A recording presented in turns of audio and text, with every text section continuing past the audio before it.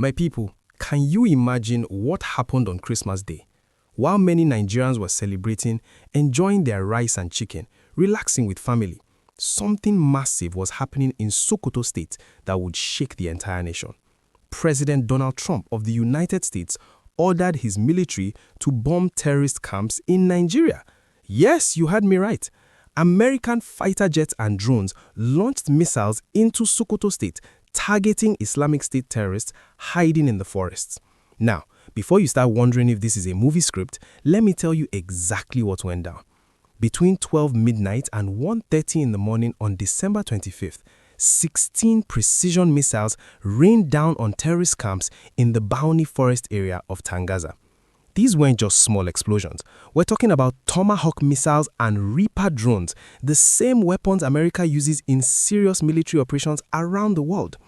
President Trump himself called these terrorists the worst names, saying he was dealing with what he called ISIS terrorist scum, who have been terrorizing innocent people. But here's where the story gets even more interesting. The Nigerian government, under President Bola Tinubu, actually approved this operation. Our information minister, Mohammed Idris, came out publicly to confirm that yes, Nigeria gave America the green light to conduct these strikes on our soil. Now think about that for a moment. Foreign military forces bombing targets inside Nigeria with our government's permission. This tells you just how serious our security situation has become. If you're finding this information valuable, please hit that like button right now and subscribe to this channel so you don't miss any updates. Trust me, you want to stay informed about what's happening in our country. Now, President Trump claimed he was protecting Christians who were being targeted by these terrorists. But our foreign minister, Yusuf Tuga, quickly corrected that narrative. He said, listen, these terrorists don't care about religion. They've killed Muslims, they've killed Christians, they've killed everyone. In fact, most of their victims have been Muslims because these groups operate mainly in Muslim-majority areas like Sokoto, Borno, and Ogbe states. So this isn't about one religion versus another. This is about criminals and terrorists versus peaceful Nigerians, regardless of their faith. The groups that were targeted include some really dangerous organizations. There's Lakurawa, which is an offshoot of Boko Haram, and there's ISWAP, which stands for Islamic State West Africa Province. These groups have killed tens of thousands of Nigerians over the past 10 years. They attack villages, they kidnap people, they demand ransom, they destroy properties, and they've made life unbearable for millions of people in the northern part of our country. But wait, the story doesn't end there. Some of the debris from these missile strikes fell in civilian areas. Can you imagine sleeping in your house and suddenly hearing explosions and then finding missile parts near your home? That's exactly what happened to some residents in places like Offa in Kwara State. Thankfully, our authorities said no civilians were killed in these strikes, but people were terrified. Some villagers said they had never even seen ISIS terrorists in their community before, yet missiles were falling near their homes. Now here's where the story takes an even more troubling turn. Just one day after these American airstrikes on December 26th, which was yesterday, something else happened that shows you the full picture of Nigeria's security crisis. 5 innocent travelers were kidnapped by bandits in Kogi State. Let me paint the picture for you. These people were simply traveling from Ogbe Egbe to attend the wedding ceremony. You know how it is in Nigeria. When someone is getting married, family and friends travel from different places to celebrate together. These travelers were on their way to share in someone's joy, to dance, to eat, to celebrate love and unity. But their journey turned into a nightmare. As they drove along the Ogbe Egbe road, right at the boundary between Ogbe and Koro, armed bandits ambushed them. Gunshots rang out. One person was shot and is now in the hospital fighting for their life. 5 other people were dragged into the bush by these criminals. Just like that, a wedding trip became a kidnapping tragedy.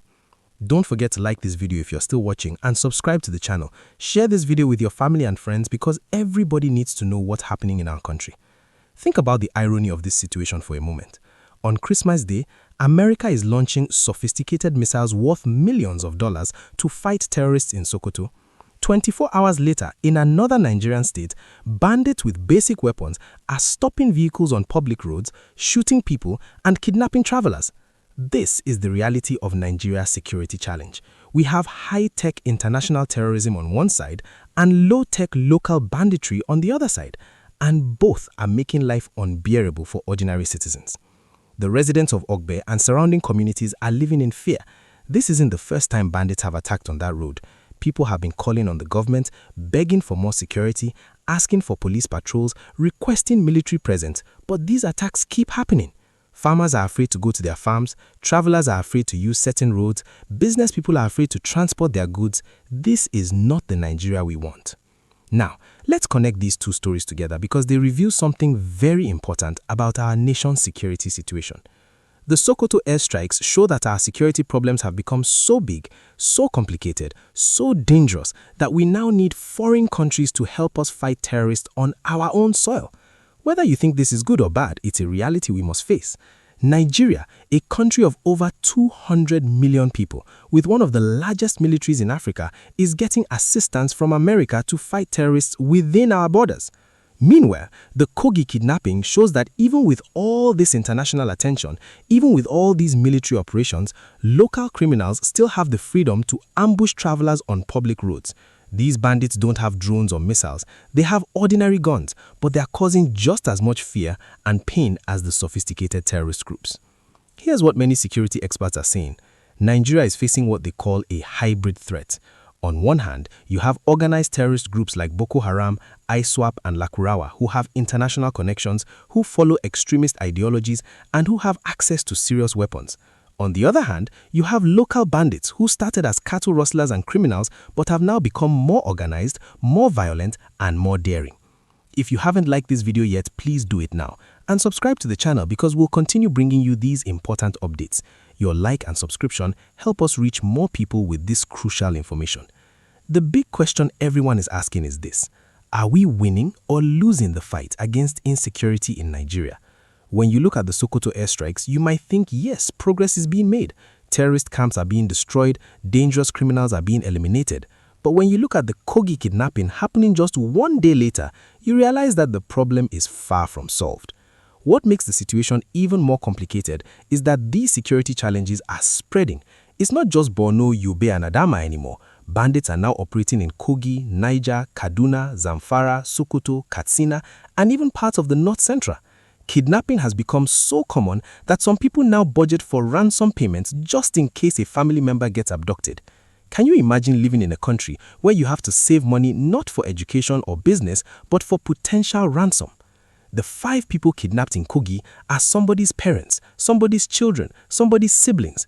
Right now, their families are crying, praying, and probably trying to gather money for ransom.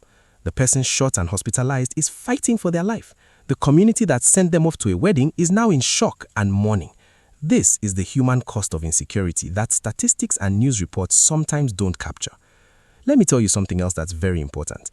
These attacks don't just affect the immediate victims, they affect entire communities and the national economy.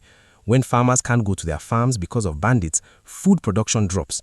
When traders can't transport goods because roads are unsafe, prices go up. When investors hear about terrorism and kidnapping, they take their money elsewhere. When students can't go to school because of security fears, education suffers. Insecurity touches every aspect of our national life. So, what can be done? What are the solutions? This is where I need you to engage in the comment section. The government needs to do more than just react when attacks happen. We need a comprehensive security strategy that addresses the root causes of these problems. Poverty, unemployment, lack of education, and easy access to weapons are all contributing factors to both terrorism and banditry.